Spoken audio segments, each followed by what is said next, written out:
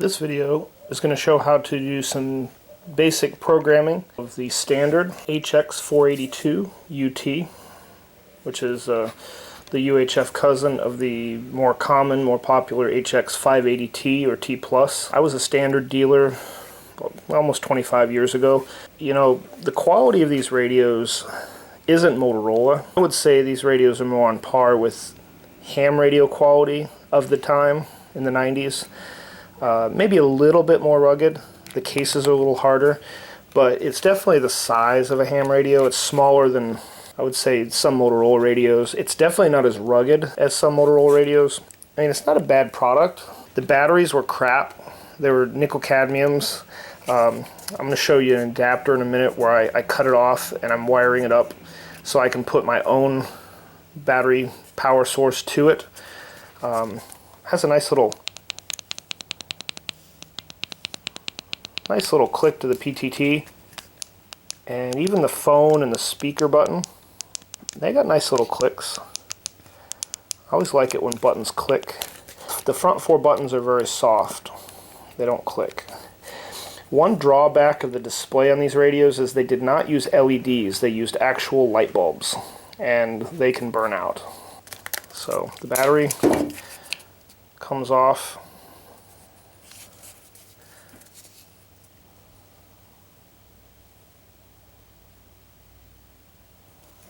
To my knowledge, they never made a lithium-ion version of that. They got their little green fuse like a lot of Motorola radios do. Let's see if we can get in there and you can see anything.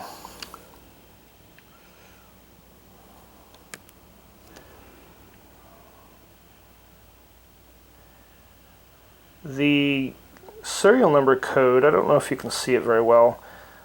I don't have my glasses, but it looks like it's 89U, and if I recall, the 89 or the 8, one of those two numbers had to do with the year, and I think these radios came out sometime around 1998. So I'm going to say that one of those two digits indicates it's 1998 or 1999. So this radio programs with very old software, which I wouldn't run it on any kind of a modern computer. We're going to be doing the testing on a 486, which is from the mid-90s. The software was definitely a DOS program. This is what the programming cable looked like. Now with standard, they would sell this blue thing. I guess they would probably call it a rib. I don't remember what the standards term for it was, but it used to have a sticker on here that said, I think it said PPS. I don't remember what that stood for. And then you'd have different cables that plug into it. The mobile, the standard equivalent to this, which would have been like the 5800, or the UHF equivalent of this would be the GX482UT. I don't have one of those in my collection right now, but it used the same blue rib with its own cable. So this is what the program cable for the 482, the 580, the 585, the 585 might have been the 900 version of this radio. So there's extra wires here. I don't recall what these extra wires did. I don't think I ever needed them in my programming. So next we're going to get into the software. All right, this is on the back side of the program. I just figured I'd show you this now. When you end the program, it comes up with this. This program was made before Vertex took over standard. And they even had a BBS number 2, which I don't think was here, but I could call up the BBS and I could actually manually download their software. Unlike Motorola and other companies, they gave their software away to their dealers off their BBS for free, which I thought was really cool. That's the end screen. Now, back almost 30 years ago, I started using Norton Commander. Now, if you're the kind of person that's wanting to do work on these old radios and you have your old 486 or 386, find yourself a copy of Norton Commander. It helps you navigate DOS without having to know a bunch of DOS commands. You know, like you can type CD. You know, like if I wanted to change directory, I'd type CD and then name of the directory, and then that would change. But you, with Norton Commander, you can change directory just by boom, hit enter, arrow down, hit enter. You know, so like if I'm in C and you can see that this directory is RSS, you can type CD RSS, enter. Boom, now you're in RSS. Or you could just use Norton Commander to do it for you. So if you can find a copy of Norton Commander,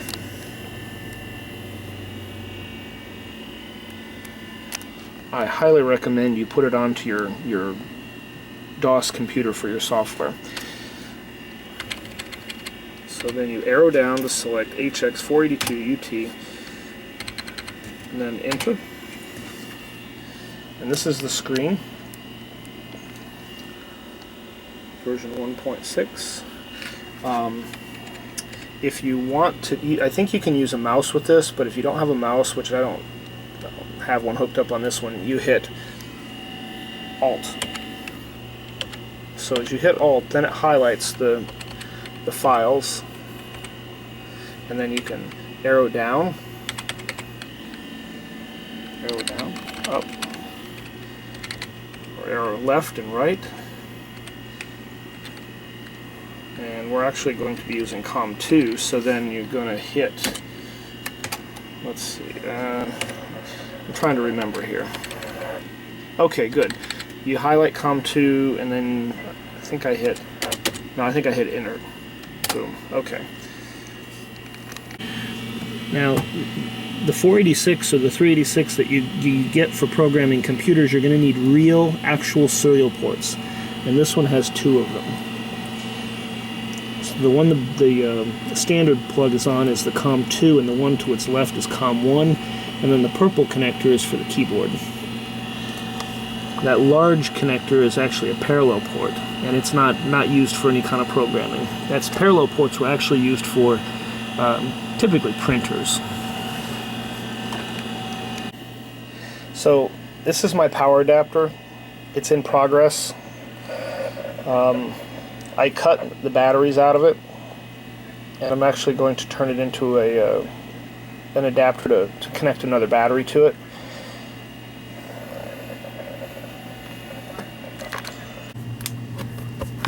Here's some of the batteries that I ended up pulling out of it.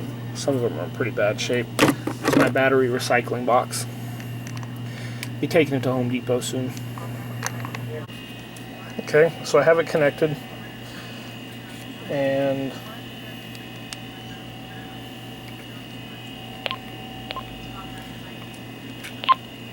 you can hear the tones.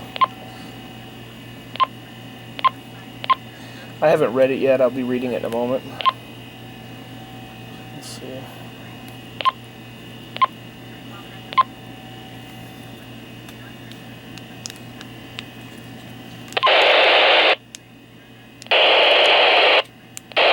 Little bipolarity.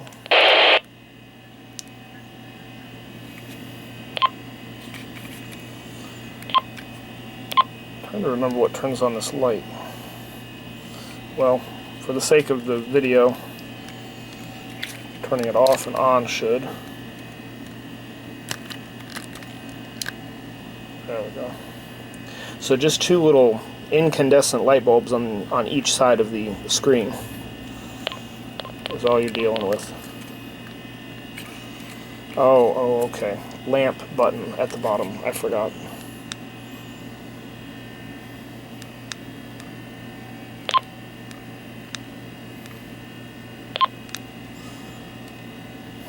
Press and hold. Now, I was going to say press and hold, maybe it stays on, but it doesn't. Okay. Next we're going to hook up the cable and read it. Okay, I got the cable connected.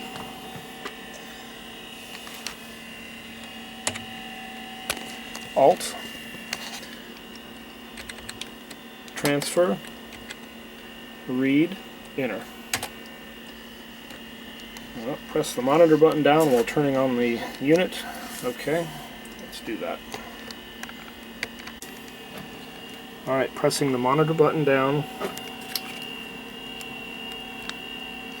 The display now says program, and then the light on the top is orange or amber. Alright, pressing enter. Successfully read. Wow, that's a quick read. There's not much memory in that radio.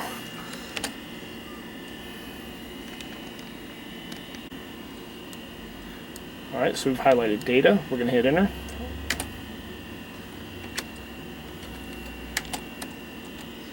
So in radio configuration, oh yeah, you can have up to 109 groups. These radios would do conventional and LTR trunking.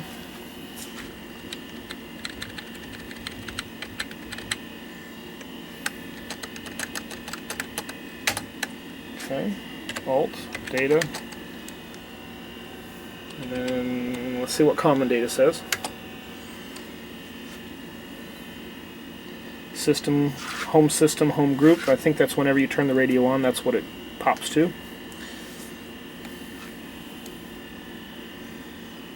It's been many years since I've looked at this program, so I'm kind of refreshing my memory along with showing you.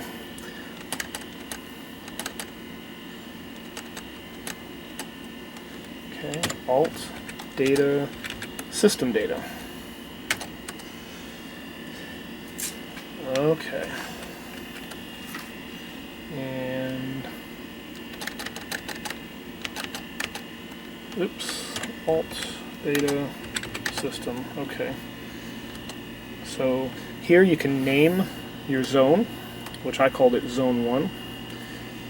You can enable the talk around key, which if you have a repeater set up on a particular channel, the talk around key will cause the radio to transmit directly and listen directly on the output of the repeater. The end of TX tone is like a Roger beep. Now, I'll tell you something about that. The Roger beep, when you use these on an old 800 system, when Motorola, you'd have radios programmed up for Motorola, and if you didn't need them anymore, you'd turn them off. Well, those radios, like the old MTX 8000s and MTX 800s, they would still monitor the system, and you could actually get them to key up without service. So you would just have to catch the carrier of one of the other radios that's on your talk group. So there's usually about a half a second delay before the carrier drops from when people unkey.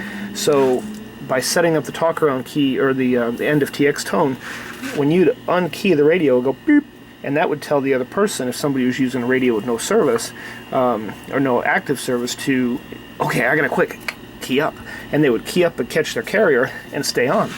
I'm surprised Motorola allowed that, because any radio could do it that was programmed for the talk group. All that people were paying for with those old Type 1 systems was access. The radio, you'd sit there and try and key it when no one was talking, and Motorola wouldn't give it access. But if the carrier was already there from someone else, that thing would key right up on the system. So that's a little history there. Alright. Group information, let's see what that is.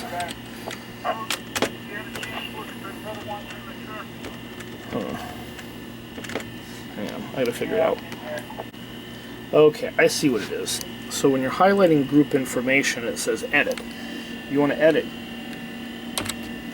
hit the right arrow. Now it brings up, in this case it's a conventional system, so it brings up your group tag, which is what you want to call the channel on the display of the radio, your RX frequency, and your TX offset. Now, plus or minus 5, so that could be like plus 5 would be the input to a repeater. Let me see what I can do with this.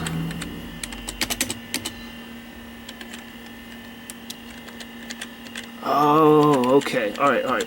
The TX offset, 5 megahertz is anything up to 470 megahertz. From like 438 to 470, typically your offset's 5 megahertz, but above 470, your offset's 3 megahertz. And that's what that is about.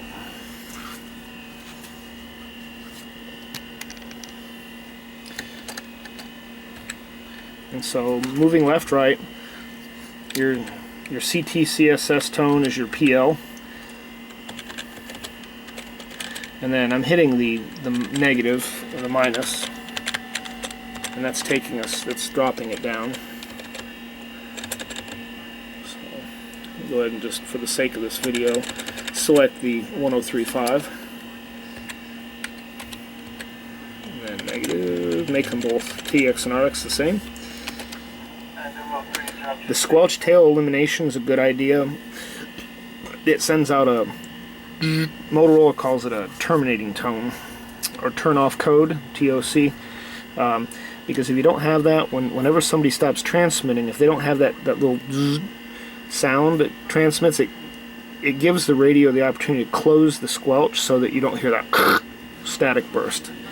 So squelch tail elimination is not for you, but it's for the other person listening to you. Now ANI is, I don't remember if I ever used it. ANI could be MDC, but I doubt it. Could be a string of DTMF tones.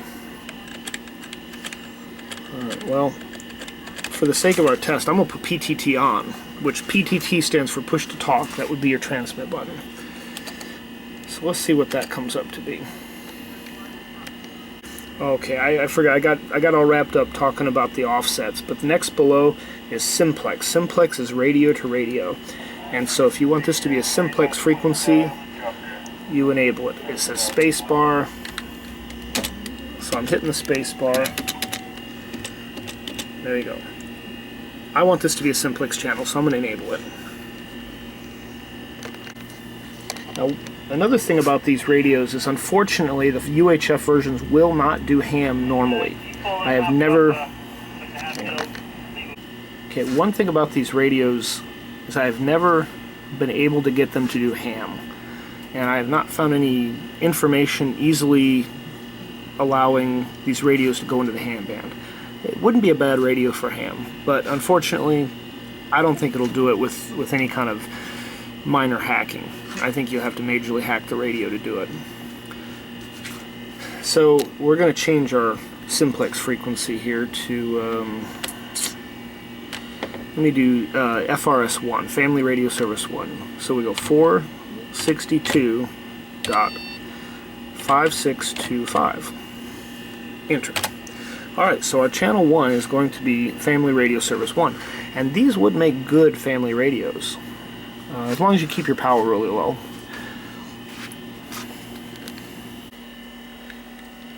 Alright, so just for this simple programming video, I'm going to go ahead and back out. Alright, advanced features, we're going to hit right just to show what they are. Group memory, monitor, phone interconnect. Phone interconnect would be for using an auto patch where you use touch tones, but this radio doesn't have a full keypad, so it would have to like program with a button to send the a string of numbers for accessing it, dialing like one or two specific phone numbers, and that's it. Okay.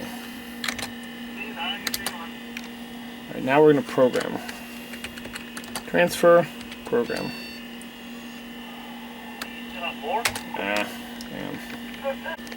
Alright, so I think what I did was I bounced into System 2, which was not set up for anything, and it didn't like it.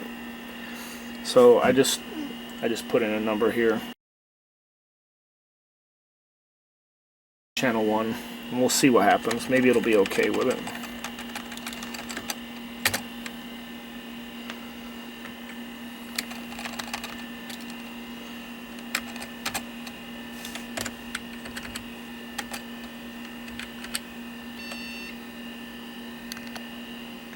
Alright, let me see here. Group information. Boom.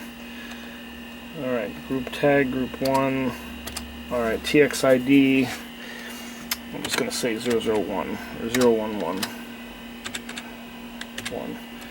Alright, TXID group, RXID group 001. This would be like where if there was an LTR trunk system, whether you had a business, you know, the business's transmit ID would be like group 1 through 255, and then the RX ID would be the same number as the transmit.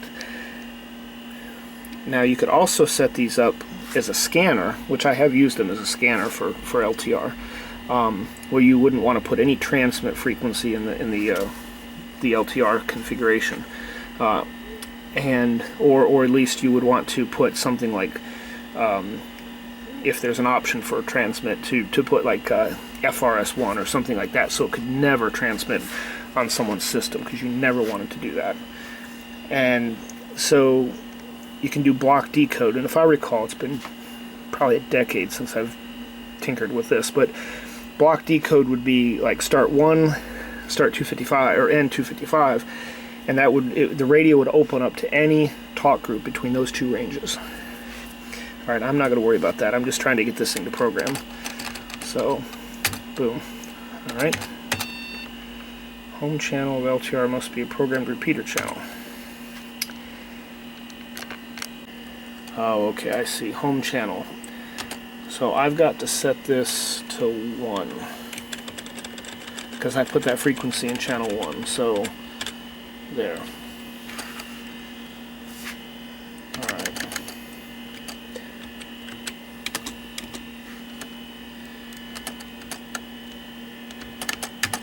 Okay, now we're going to go Alt Transfer Program. So press the monitor down while turning it on. It's still in that mode. Would you like password protection? No, that's just annoying, because if I program it with a password, then I've got to remember what the password was, and hopefully I didn't do that. Well, no, I wouldn't have done it, because it would have prompted for the password when I read it. So no, we do not want password protection.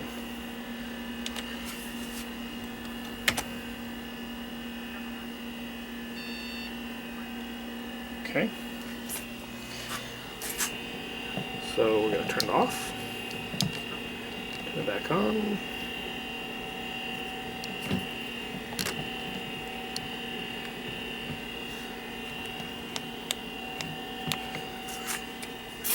And let me see about... Alright, I had to basically reread the radio. I don't know if there's a corruption or not, but I wanted to take this opportunity to say that when you read a radio for the first time, one of these, save the code plug before you do anything to it. Read it and then immediately save it, which is up in the file, and then save. Subdirectory, I'm just calling it C, file HX482UT. Okay, so now if you corrupt the code plug, you've got your original code plug to put back into the radio. I'm continuing to work on this issue here, so let's see. Let me try and reprogram. Program, no.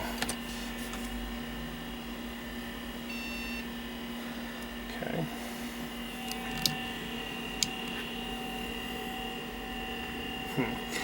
It's not, it should be showing me, oh, you know what? I wonder if I gotta pull this cable off. Alright, hang on. It's not showing me the group or the zone in the frequency channel name. I'm gonna pull this off and see if it changes anything.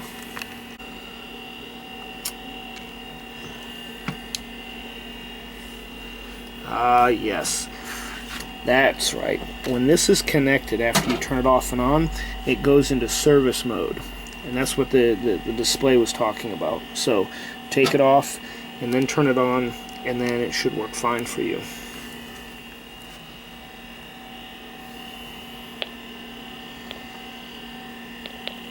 Alright, channel 1.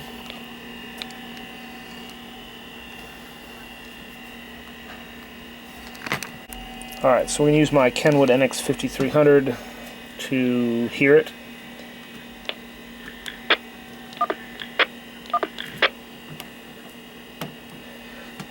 Alright, remember I set up the ANI on the channel.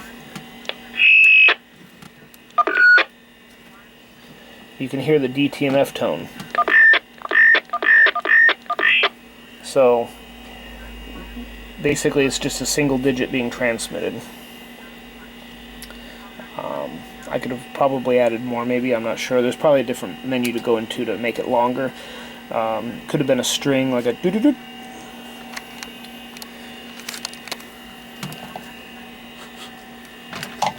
Alright, let's open Squelch here.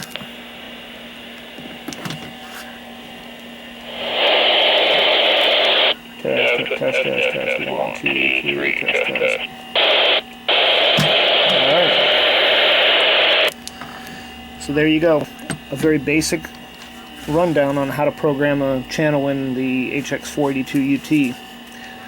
So, thanks for watching. Alright, I wanted to clarify something. Alright, so we're going to go to the LTR system that I just had to put in to get this thing to work. So, we're on System 1 Conventional, page down for next sys, so hit page down. Boom. Alright, it brings up this LTR. So, on the repeater channels, I was telling you about not putting in a frequency that can transmit on.